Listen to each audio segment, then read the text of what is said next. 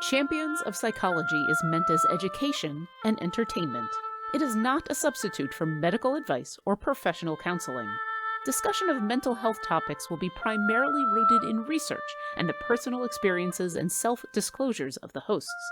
While we can provide generalized education and possible mental health resources, we cannot offer any recommendations, advice, or opinions for any specific persons, cases, or situations. We provide these resources and links at our sole discretion, but have not necessarily vetted or reviewed any resource. We assume no liability for the use of the information or resources on these sites, and we encourage you to use your own best judgment.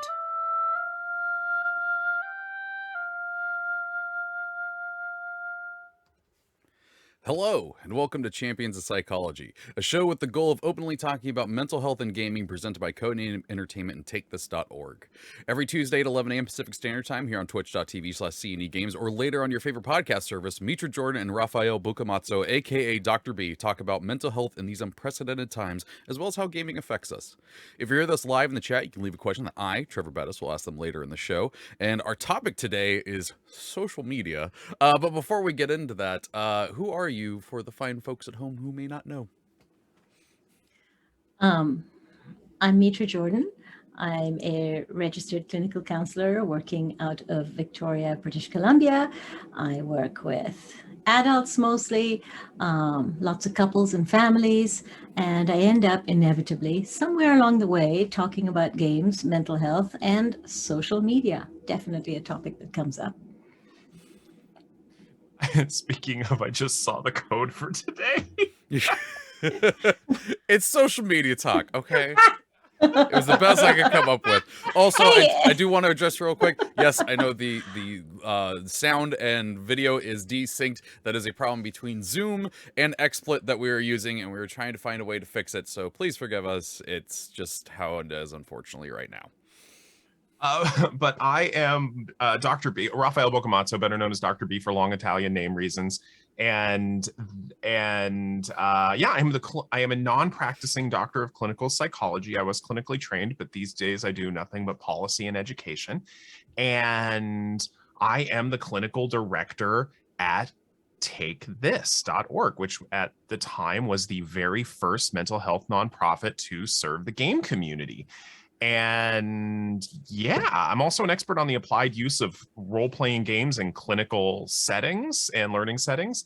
And apparently I am like watching an old Godzilla movie right now because of the dubbing. So that's fun.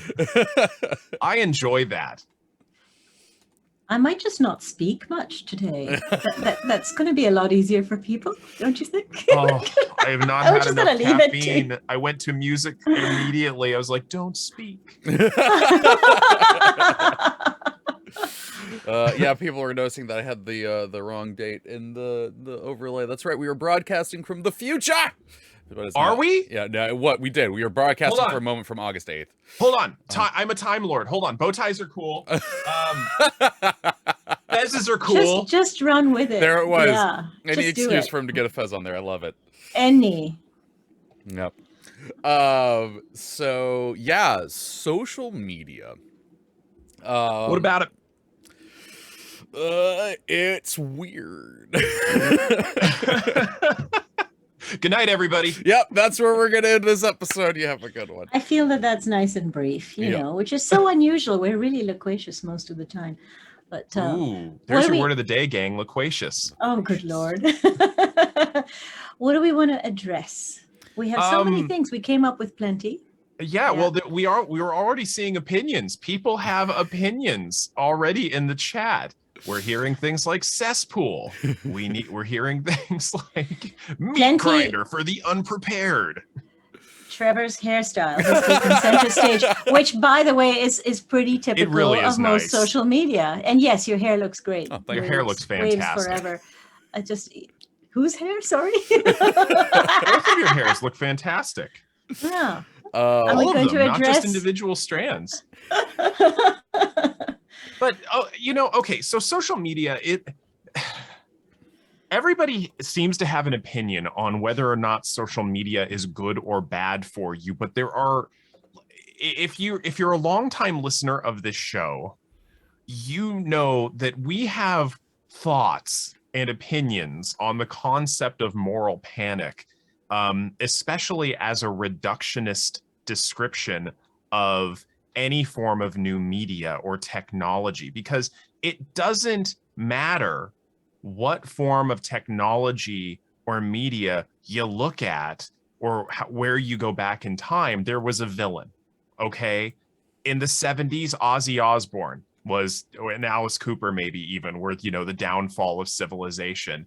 And, you know, for those of us who are of the MTV generation, Ozzy Osbourne's a doddering old man. Mhm. And after the printing press, books were the villain. Oh, yes. And books yes. stayed the villain for well over 100 years. In fact, anyone who loves Pride and Prejudice, as I do, friends. No, but seriously, during the Regency 3-volume period, novel? it's just one volume, I'll have you know. Is this War and Peace you're thinking of? Which, oh, you know, that's an entire course unto itself. Russian what literature. I was going to say is that women who read or were educated were accused of being blue stockings, which meant, you know, they were somehow less marriageable. But before that, kids who were reading were accused of having their nose stuck in a book, and you know, not participating in life, I guess, is the accusation there. There's a good episode of Adam Ruins Everything that talks about some of this when it came to like technology and stuff, and how like, yeah, newspapers were said to be the downfall of civilization, printing press was said to be the downfall of civilization, books all the way back to you know, ancient times where they're like writing things down is the downfall of civilization. That was Plato, I believe. Remember things. Yeah, Right. because Oh, Plato, yes. Plato said that it would weaken the memory of children, right. I believe. That's right. That's right. So go back along all the way. Anytime there was some kind of new technology, who will think of the children? Yep. Right?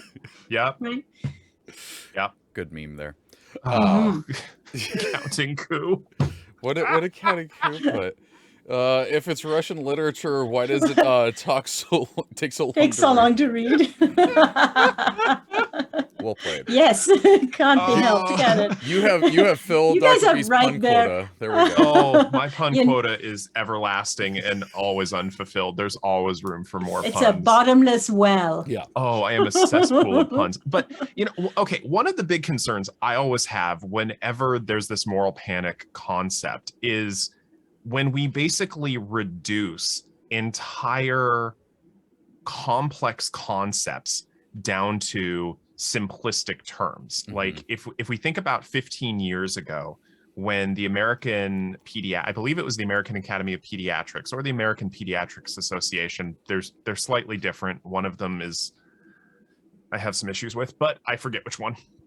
And they issued guidelines on screen time, as if screen time is all the same. Whereas I think those of us who are a little bit more versed in the internet understand that looking at a YouTube tutorial to learn how to fix your dryer is that what you were doing? Not now. Obviously, we're on air at the moment, as it were. No, but I have 100% YouTube, just normal housework stuff, because I'm like, I totally. So exactly. The idea that looking at a tutorial on YouTube because it involves a screen is somehow the same as doom scrolling. Oh, geez. They're qualitatively different activities, but they both involve a screen. And so we reduce it down to screen time. And I fear we do the same thing with social media, that for those of us who use it for a living, it's of course the same thing as doom scrolling amongst friends on Facebook. Exactly. It's this, what did you call it, actually? Monolithic. That's right. A singular perspective or a singular term that supposedly encompasses a multitude of experiences, which may not even be connected to each other. I love the fact that, yes, I did fix my dryer, actually. And even I believe some of the the plumbing in my kitchen, which I fixed. I'm pretty sure I checked YouTube for that as well. It's so handy.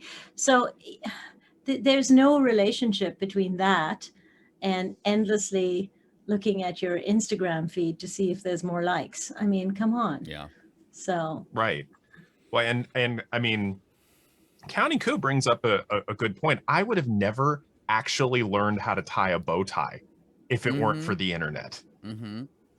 This took me a while. It took some practice, but thank you, internet. Yes. So, yeah. What do we actually know about like what social media does?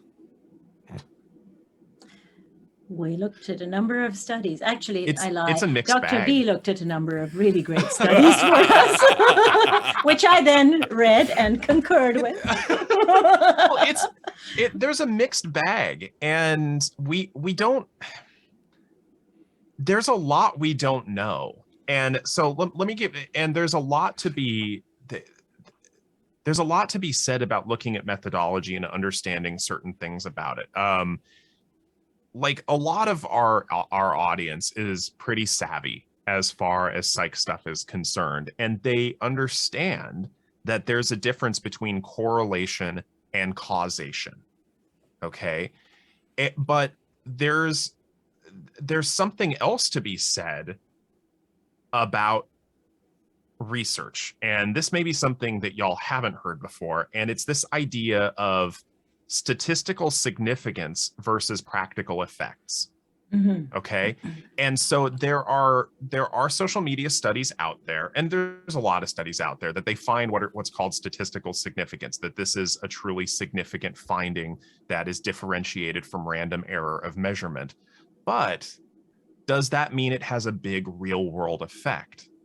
So if I told you all that I can show a statistical significance between studying 100 extra hours for your SATs and improved SAT scores, that sounds pretty good, right?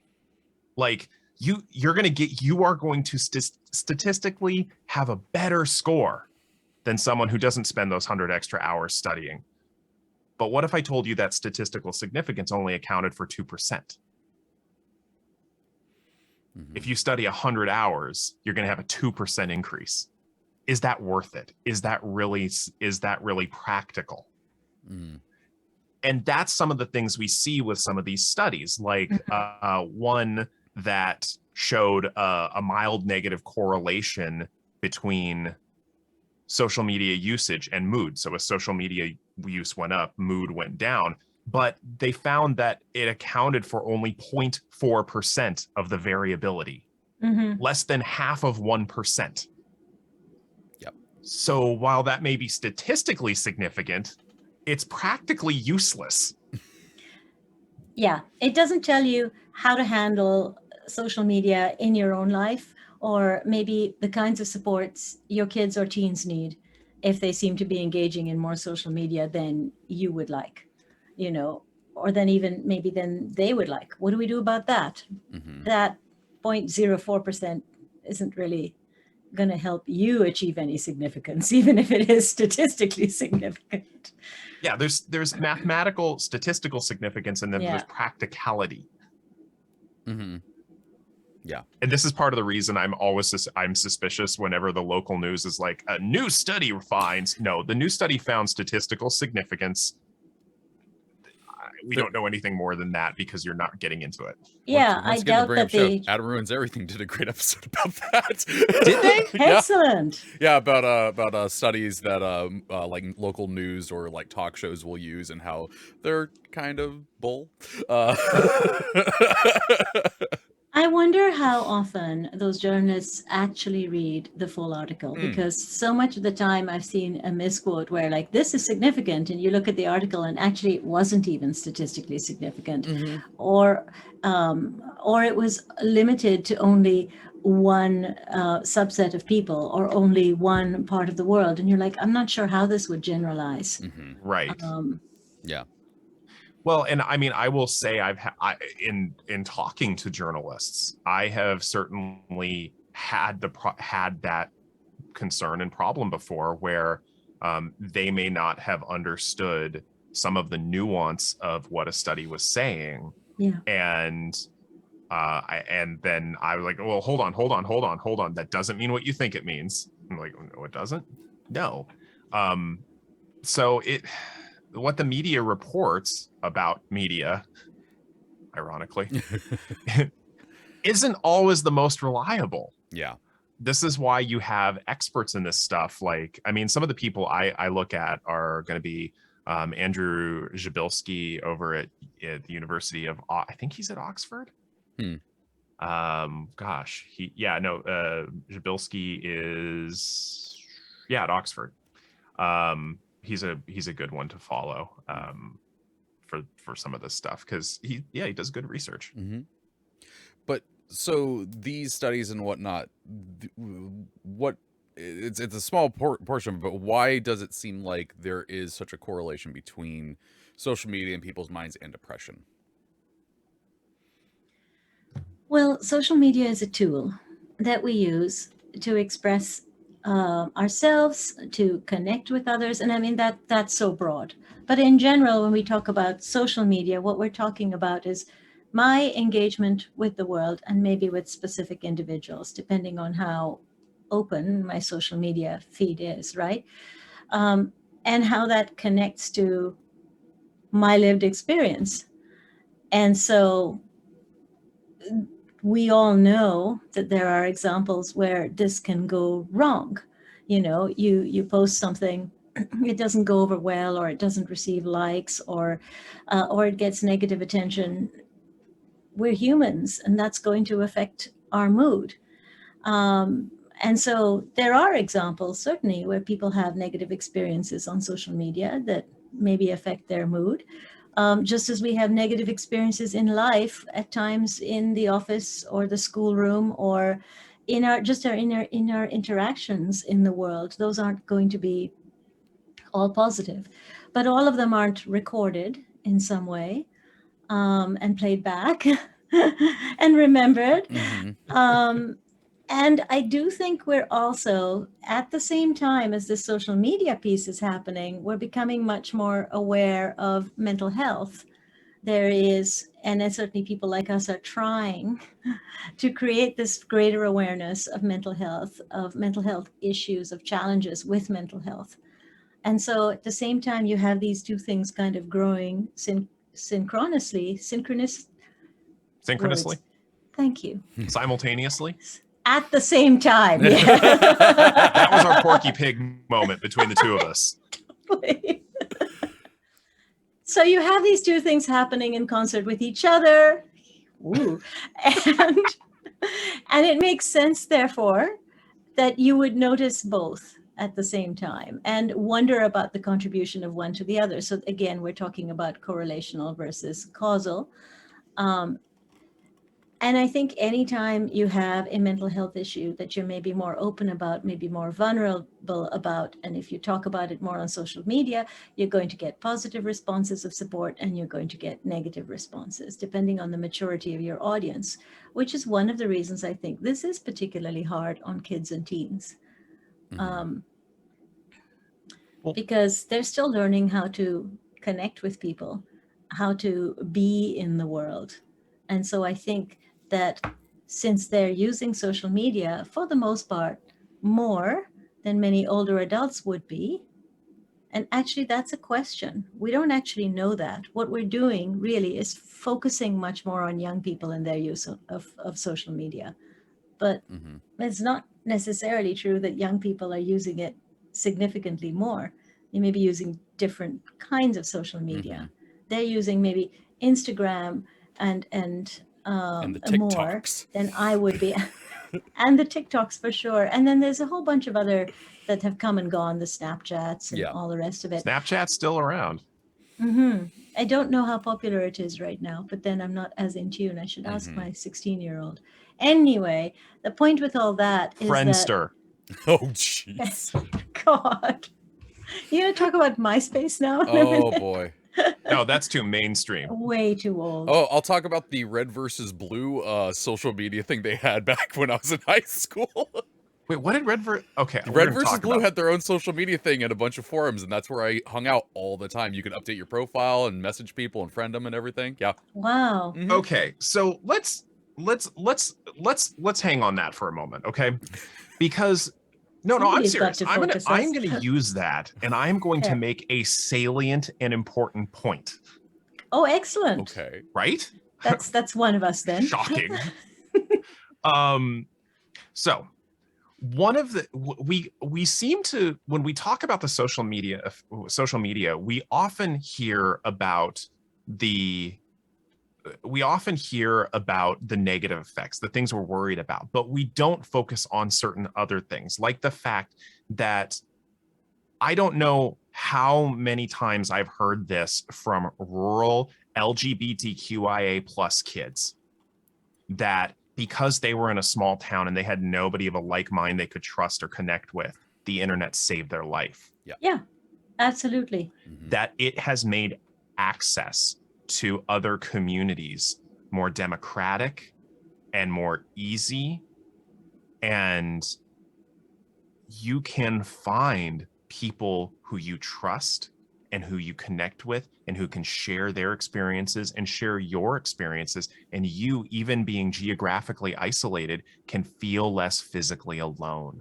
Absolutely. Yeah. And that is an incredibly important thing for us to think about and for us to acknowledge when it comes to social media, that it is a tool. Now, on the flip side, if you can also find some pretty extreme viewpoints that jive with you, if you know, that's the dark side of this. But it can also save lives, because you can find people who have had your experiences who can validate your own.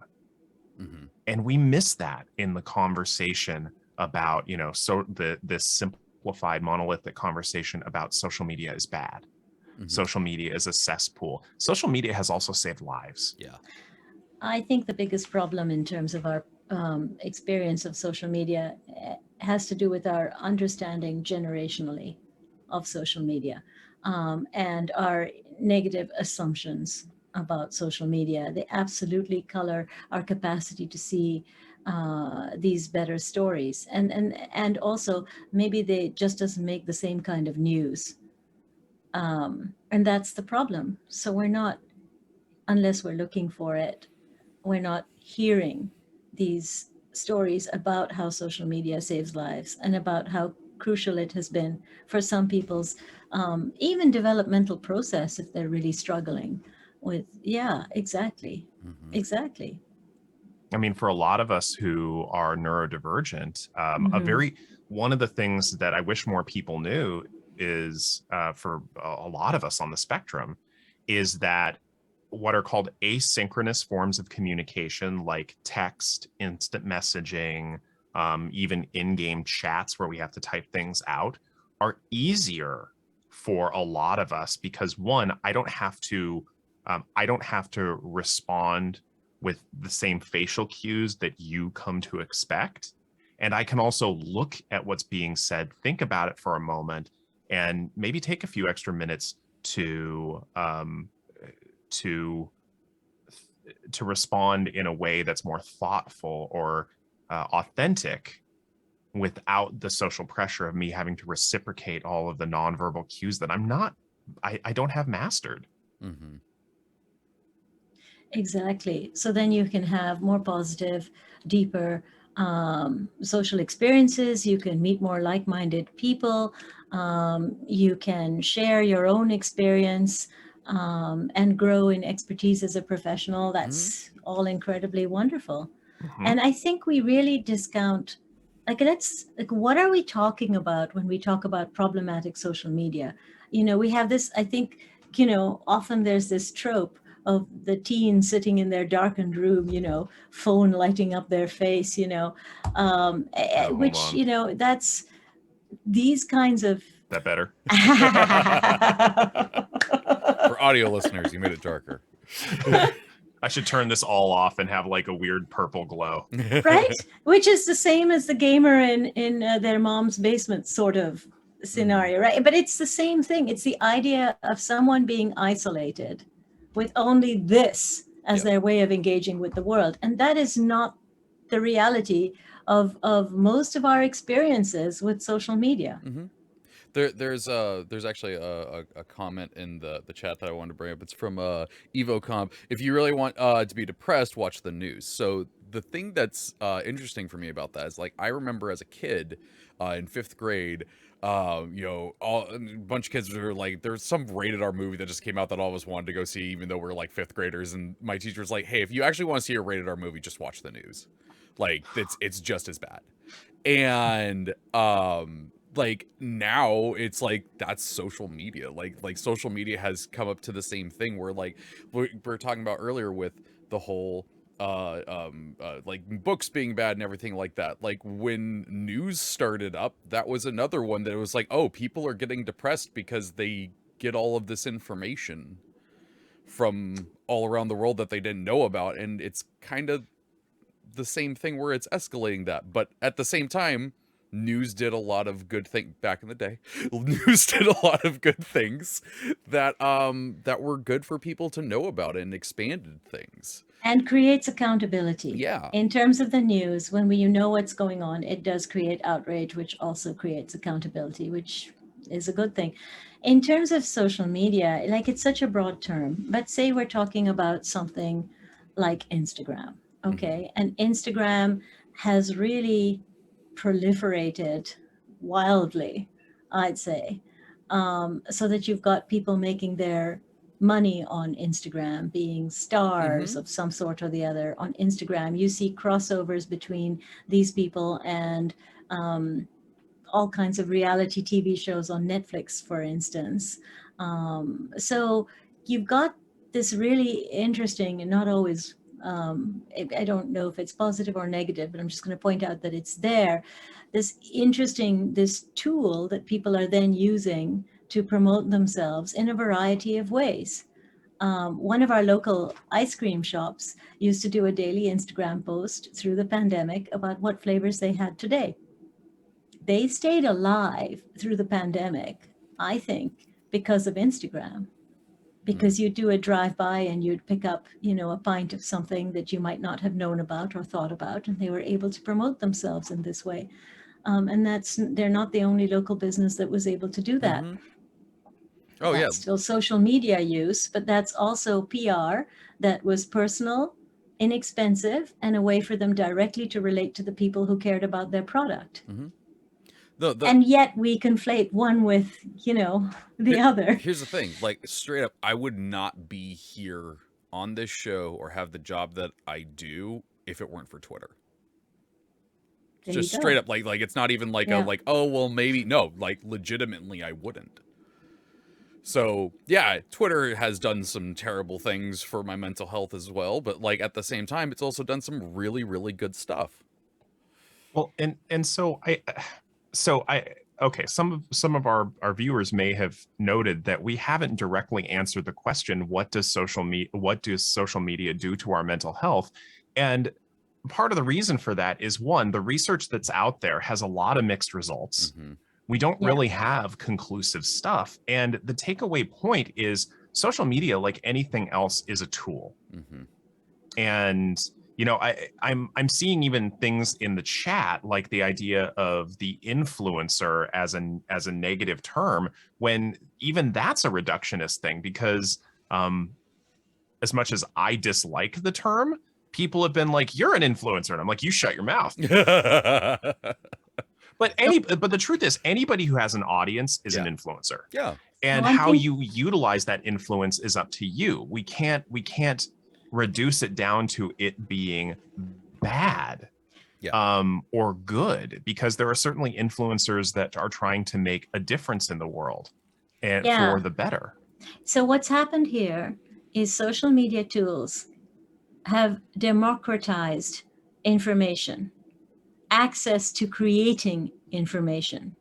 Now, with the algorithm, of course, it's going to be tougher. If you start out on Instagram or YouTube or whatever, you may really have no views. But the point is that there is a process by which you can put yourself out there without having to initially at least find an agent, or I'm sure it's harder with that, but there's processes by which one can, like you, Treavor, start a new career because you did something you loved and you were able to build a community around it of interest.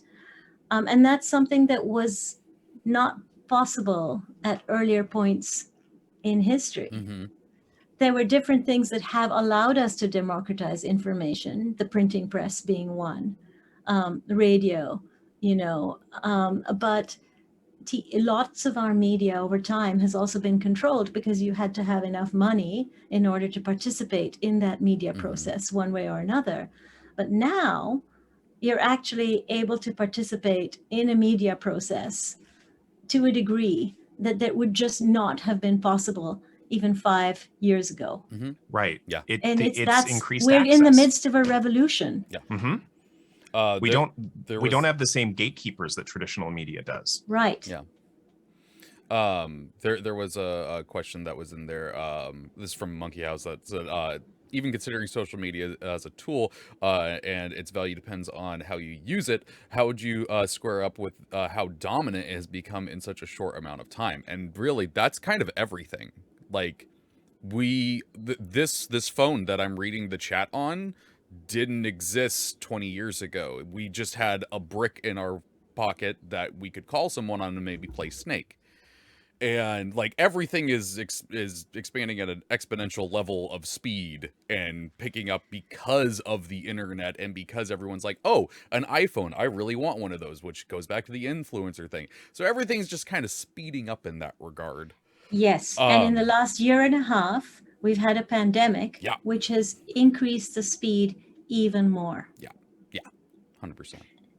Yeah. And what the idea of research and technology has been brought up in the chat, and that's actually a really important thing to consider. And this was something that was touched upon in one of the journal articles that Mitra and I reviewed, is this idea of this cyclical cycle when it comes to technology, that there's a new technology, there is this panic that's created around it, for obvious reasons. If you really want to get into some of the moral panic stuff, I encourage you to read Stanley Cohen's 1973 book, Moral Panic, who invented the term, kind of. Yeah.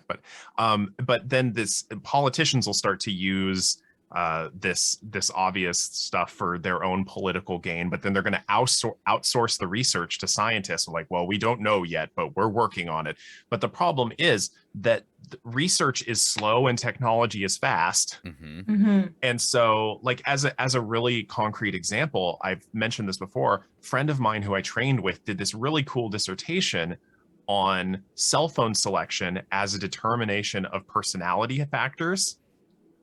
And she validated it. It was really cool. But by the time it was ready to publish, nobody used those cell phones anymore. Yeah. And so we run into this problem. Yeah. And so, but no progress is made. And then suddenly a new technology emerges, which is the new villain. Yeah. D&D largely got off the hook in the late 90s when video games started being more and more the villain. Yeah. Then suddenly in real life started to sound pretty good to people. Yeah. Let's go ahead and take our disclaimer break to remind our viewers and listeners of what we got going on here. And then when we come back, we can talk a little bit about what we can do. Be right back. Champions of Psychology is meant as education and entertainment. It is not a substitute for medical advice or professional counseling. Discussion of mental health topics will be primarily rooted in research and the personal experiences and self-disclosures of the hosts. While we can provide generalized education and possible mental health resources, we cannot offer any recommendations, advice, or opinions for any specific persons, cases, or situations. We provide these resources and links at our sole discretion, but have not necessarily vetted or reviewed any resource. We assume no liability for the use of the information or resources on these sites, and we encourage you to use your own best judgment.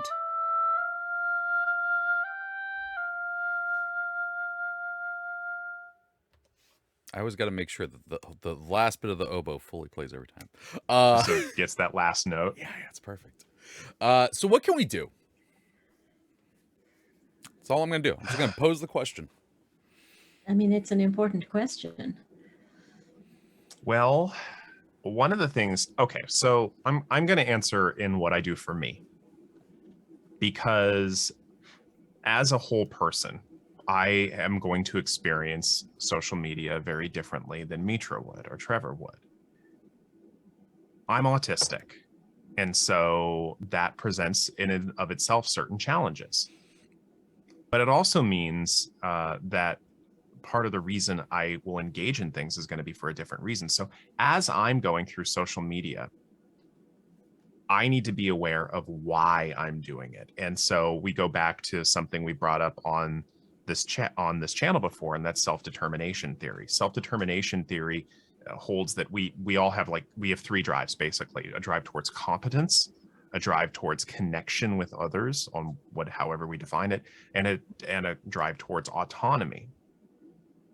When I first started using social media, it was to connect because I often felt like I couldn't in real life. And if my usage is getting to be a problem, I need to think about why I'm using it to substitute a behavior that does the same thing for me. Mm-hmm. So if I'm using social media to connect with people, but I'm engaged in it so much that it's starting to become a downer, Mm-hmm. or taking away from me, then I'm gonna substitute another connecting activity in my life. Mm-hmm. And that's one of the ways I try and approach it. Yeah. Mm-hmm. I have totally done social media breaks where usually what I do is, again, when I was doing this during, freelancing and stuff like that, I still keep them on my phone in case somebody needed to reach out to me. But I took all of the apps, put them in a folder, made a hidden page all the way to the end of my home screens and dropped it over there, so it wasn't even something I would see, and would just not go on it for about a week. And man, I was really bored. But but it was good. It was good to take a retreat. The social media, or not the social, the community director for I can't remember the company's name. The ones that do Among Us. Oh, Innersloth? Yeah, Intersloth. Yeah, One Victoria post. yeah. Well, no, they're taking the vacation, and straight up was like, I'm not posting anything. I'm not scheduling God, I anything. love Victoria so much. Seriously. And I absolutely love that. And I even responded to the post and was like, as someone who just became a community manager, this is like the best thing I could have seen. I hope you have a great vacation. Like, that is the best thing you can do. And yes, taking a break from social media is not bad, and it can help. Right. So I'm going to address social media in two parts in terms of what to do. First, I'm Mhm. going to talk about kids. And sometimes what comes up when I'm in session with parents, and then I'm going to talk about me. So helping your kids understand that social media is a tool that they can use how they want is, first of all, an empowering thing to remind them of. Because recognizing that it's not this thing you have to do, and you can determine how much you engage, even if your friends are sort of pinging each other all the time. Maybe you ping once for every 10 pings. You decide how much you want to engage.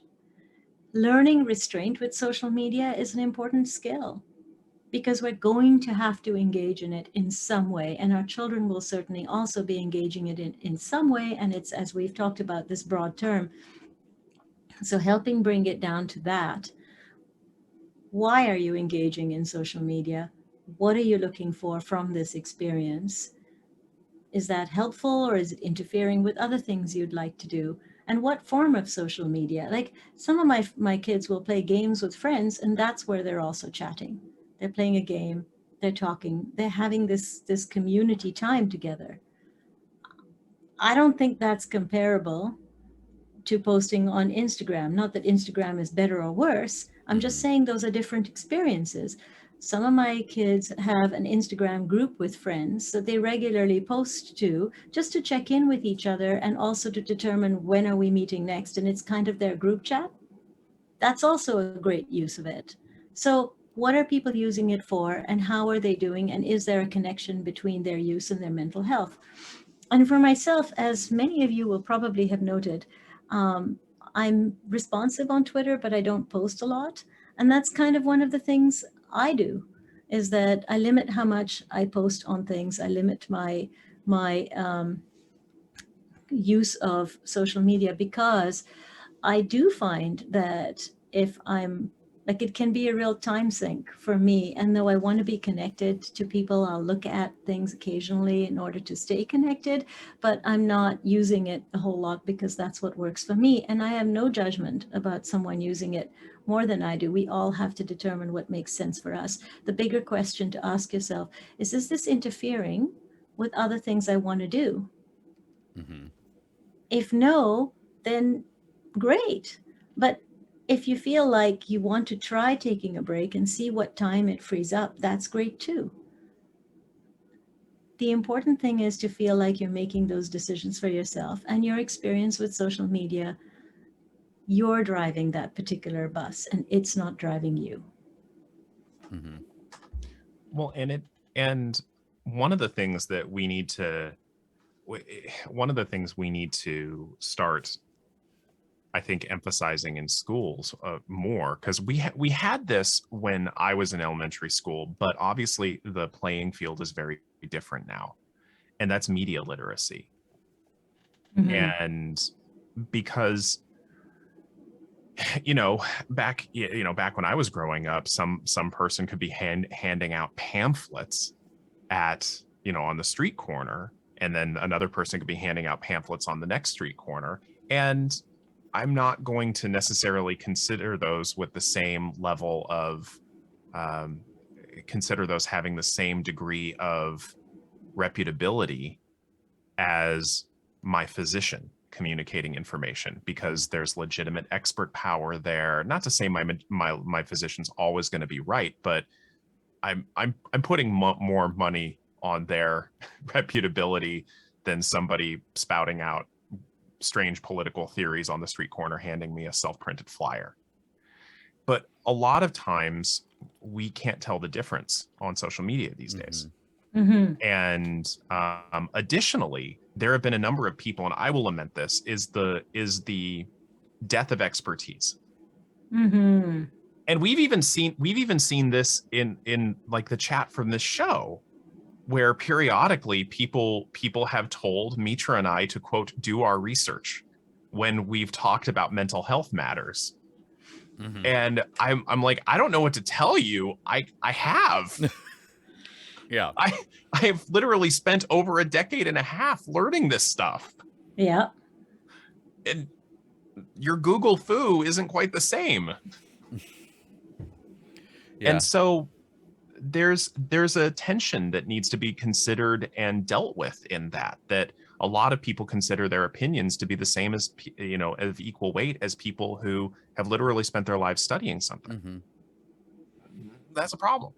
One of the things that I always kind of tell myself in the back of my head, and I tell this about other people and even myself, is you can believe that you are right all you want and still be wrong. Like that is something that I just continually tell myself. I'm just like, this thing that you think is absolutely true and right, there is a chance that it is wrong. Always remember that, and that's just something that I keep in my head. Yeah, and research also evolves certainly, but those of us who work in this industry, I certainly keep doing my research. I'm always trying to upgrade my skills, because that's an important part of the work I do. Mm-hmm. So Yeah. So I don't know. The take home message for a lot of this stuff, I think, is it depends. Mm-hmm. I mean, I think we've made that joke before, especially from two mental health professionals, that if you ask us a question, our answer is going to be, it depends. That is the right that's the right answer to every question. Mm-hmm. And reductionist attitudes towards things present their own problem. We saw that with reductionist attitude. I mean, we see that with every moral panic, reducing Absolutely. everything down to, again, word of the day, monolith. Ah, Yeah. And it's, that the fear-based sort of, I don't like change, this is change, I don't understand what's happening, isn't going to help in your relationship to something. It certainly won't help in your relationship to children, your teens, your young adults who may be more conversant in social media than you are, or they may be conversant in specific types of social media that you haven't really explored, because they tend to be early adopters to this stuff. And so being willing to engage in a conversation about what is this thing, what's great about it, what's exciting about it, what are you learning from it, who are you chatting to on it, these are good questions. But coming at people generally with judgment, like, well, I think it's all bad, get off of my lawn, that's not going to help anyone, least of get all off you. my digital lawn. Get off my digital lawn. That's a great line. Well, okay, so I will. The first time I discovered Twitch, okay, I was actually sent to TwitchCon 2016, and I was really unfamiliar with Twitch at that time. And I show up, and I had this preconceived notion of like, okay, so basically this is like public access TV combined with AOL Instant Messenger. Yes, I'm old. I mentioned it was my 40th birthday last week. All right. And so I went in with this preconceived notion of what the mechanics of Twitch was. And I don't think I'm entirely wrong in saying it's like public access TV. No, you're not. AOL Instant Messenger. Yeah. I mean, Or it does ICQ. combine those things. Bob Ross has been played on there quite a bit. Happy digital trees. It's your world. But it was a very different lived experience going to TwitchCon and seeing firsthand the kind of communities it built, seeing the joy at people meeting IRL for the first time when they've only known each other across a screen, and getting to see people's reactions as they meet their favorite Twitch streamer. I don't care if it was someone who had 50 followers or 5,000, there was still that joy there of getting to interact with that. And that purely mechanical description could not convey that kind of lived, personal, felt experience. It just leaves it all out. There's a difference between being immersed and academically knowing about something. Yeah. Let's go ahead and check in with chat and see what they have been up to during this episode. We're going to start with Garwar. Whether social media is good or bad for you seems to depend on whether or not you know how to set boundaries online or not, which is a whole other thing. I mean, we could do a whole episode about that and include social media as part of it, because that's true. Setting boundaries for it is a thing. I liberally use mute, block, and all of those fun things. Absolutely. Because this is what I use to look at for entertainment, or for just being in some sort of online social thing. And if I don't want to see it, I'm not gonna. And my DMs aren't open. Yeah. I'm pretty sure we have to be mutuals for someone to message me, but I could be wrong.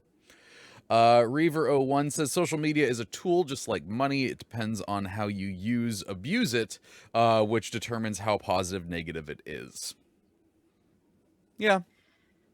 Yes. Yeah. It's the yes and no thing, where it's like, parts of that is absolutely true, but there are other parts of it that is like, it can be negative, and you have to do something in response to it. So, because boundary setting in relationships, that's a really important skill to develop. And so your relationship to social media is just another arena in which to set healthy boundaries for yourself. And who you're willing to engage with, who you invite in. It's true. Let's see. This is from Tabletop Santa. We tend to connect with people with similar ideals and issues, and that can put you in a bubble. And if you always are talking about something negatively, you will always be bombarded by negative. If you surround yourself with positive, you will get more positive. And I think that I feel like that one, at least in my opinion, is more on my side of things. Like, I've tried to stop putting out negative stuff. Like the other day, a friend replied to something about a tabletop RPG that I don't have the greatest opinion of, and instead of responding to it, I hated that the game. How dare you play it? And like, I just private messaged. I was like, yeah, I don't really like that one that much. Just as a heads up, like I did it in private because I don't need to be putting out that negativity. It does not matter. Someone else might see that and it ruins their day or something like that. And when it's just between me and my friend. And there's something we seem to be talking about a lot, and that's boundaries. Mm-hmm. It's almost as if boundaries are important no matter what the activity. Yeah. Absolutely. Yeah. They just are. How do we allow our closest friends to treat us? What sorts of comments does our husband or a wife or partner, spouse, whoever get to make? Mm-hmm. So I think that in all these arenas in our life, we teach people how to treat us. And how we behave around social media is a reflection of that. I agree that certainly we've looked at sort of bubbles politically and so on in terms of social media. What do I see and what do I want to see?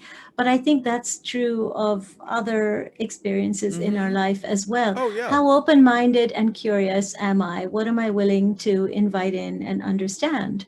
Am I closed to those things or not? And is that's going to be true of the community I form around me as well. So I don't hang out with people that annoy the heck out of me. Like, I will not go to those parties or something. Let's see. Big Paper Meritus? I think that's how you say that. Big Pop. I can't read the you know what I'm saying. Is it Big Papa Emeritus? That's the one. nice. That's awesome. Love that name. I'll be honest, not having to look someone in the face and maintain proximity is awesome. I get that. Yeah. Yeah.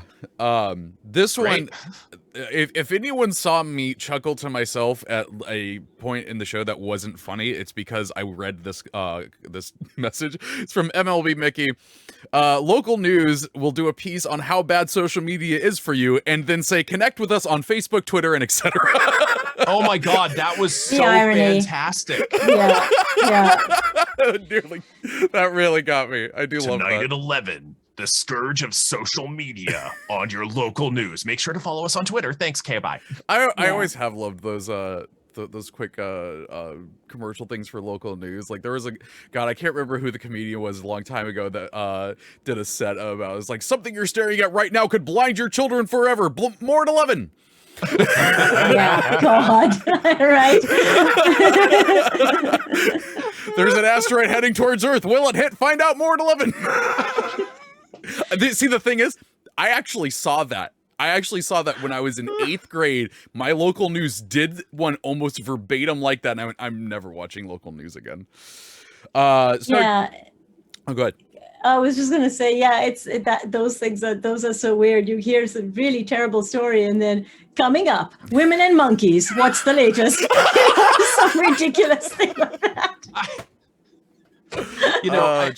I think the best parody I can recall, and still the most salient nearly 30 years later, in some cases actually 30 years later, is some of the early stuff The Simpsons did with Kent Brockman. Oh my God, and so I true. mean, the episode that they did with Homer in space, and they just point out exactly how much of a business model the local news was. And there's Kent speculating that one thing is for certain, the answer coming. And I would like to remind our new insect overlords that as a trusted local news celebrity, I could be useful for gathering people for their underground sugar caves. God, yeah, that was so good. Star Chaser 43 says, Mitra, I can relate to your point about social media being a lifeline for local businesses to survive during the pandemic. I talked to many business owners who told me it was critical for letting their customers know that, yes, we are open, or even we do have curbside service. So thank you, Mitra. And that is true. That definitely during the pandemic, that was so good to be able to see which places were like, hey, we're doing curbside pickup. Hey, we're doing this. Hey, we're requiring this. All that stuff. Absolutely loved it. Let's see. Reaver01 comes back. It says, how can we, as a smaller group within the population, help promote more positivity on various social media platforms besides through examples like Coach, was it Coach Goron? Is that how you say it? Coach Gowron? Coach Gowron is amazing. Yeah. Coach Gowron is awesome. Yeah. I love Coach Gowron. Oh, I follow him that. because of you. No, well, Coach Me too. recently chastised me for being positive but too shouty. and essentially it is like that, like just putting the positivity out there and whatnot. Like I think that is a big one. But also this is another big one, elevating other positive things. And like there's a thing that went around a while ago where it's just like people always show up when you're sad, but when you're celebrating there's no one there. And do that, celebrate with people, promote the positivity of everyone, being happy about what they're doing and what they've got going on. It goes a long way. I want to bring up that RP Gifts says, I try to keep it positive. We love you. I really try, and yet stuff happens. Yeah. Because there's things in life worth standing up for. Yes. And so sometimes we just have to say, no, I'm not going to stand for that. Yeah. And that is still positive, right? Yeah. That's still important. So one of the things that does happen on social media is we sometimes find ourselves in the situation where we're like, what am I going to say here? Mm-hmm. And that's important. Yeah. Like, that's don't get me wrong. Showing up. Don't get me wrong. Even though I'm saying like, we love that you do that. Oh yeah. Like I'm saying like promote, positivity and stuff like that. But like, yeah, you can't, you don't want to go to the toxic positivity place, because here's the thing. Yeah. Social media is what you are choosing to put on it. So you don't have to always be a positive person, but what you put out into there can be positive, but things happen, just like TTRPG Gift said. And yeah, it's a balancing act with that. There's one that I told Dr. B yesterday though, that had to do with the scrolling through and seeing people like really good posts and everything. It's like, yeah, people will always post when they're on a wave runner, but not when their dog takes a crap on the carpet. Like oh yeah, I forgot about that. I put it in the notes for Mitra. Yeah. That wave runner versus dog feces. Ask Treavor. You did. I noticed that, and I was. But people curate their content. Yeah. Yes. Yeah. It's curated. Yeah, and that's one thing that like I try to do, is that my curation is trying to be positive about things, but I will get negative on things if it is bad. Like, don't get me wrong, people who follow me know. It is interesting, this piece around a lot of social media being curated. And I think that on one hand, we want to present, either a clear message or a clear positive, hey guys, doing great. At the same time, it can dehumanize us, to not actually expose and express who we are more fully. Mm-hmm. But you determine who you follow on social media, what you engage with, and how you present yourself. Yeah. So. Yeah. Well, I think that is a good place for us to end today's discussion. Mitra, Dr. B, where can people find you on, funny enough, the social medias?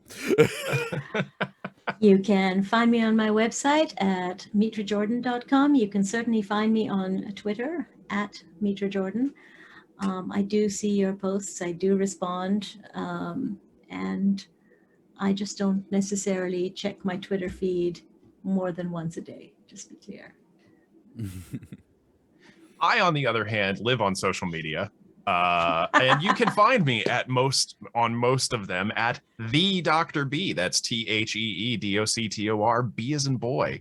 And yeah, that's where I'm around.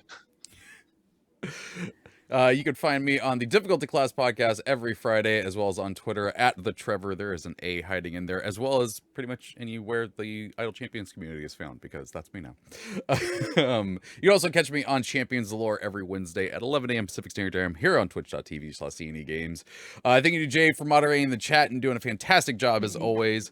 Thank you to Codename Entertainment and Take This.org for giving us an opportunity to have these discussions. If you missed any part of the show, you can catch it later as a podcast at 2 p.m. And if you have any suggestions for future topics, you can send them into Champions of Psychology at codenameentertainment.com. For those live with us, be sure to come back at 1 for Bardic Inspiration, and I will get that the streaming schedule out as soon as I have it. It may have gone out because Lauren maybe have gotten it and been really awesome and put it out there, but who knows? We'll find out. But yeah, that is going to do it for this week's episode. So until next week, take care of yourself. Bye. Bye. Thanks, everyone.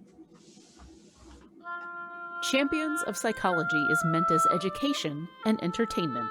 It is not a substitute for medical advice or professional counseling.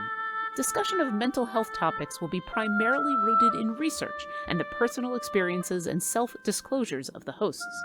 While we can provide generalized education and possible mental health resources, we cannot offer any recommendations, advice, or opinions for any specific persons, cases, or situations. We provide these resources and links at our sole discretion, but have not necessarily vetted or reviewed any resource. We assume no liability for the use of the information or resources on these sites, and we encourage you to use your own best judgment.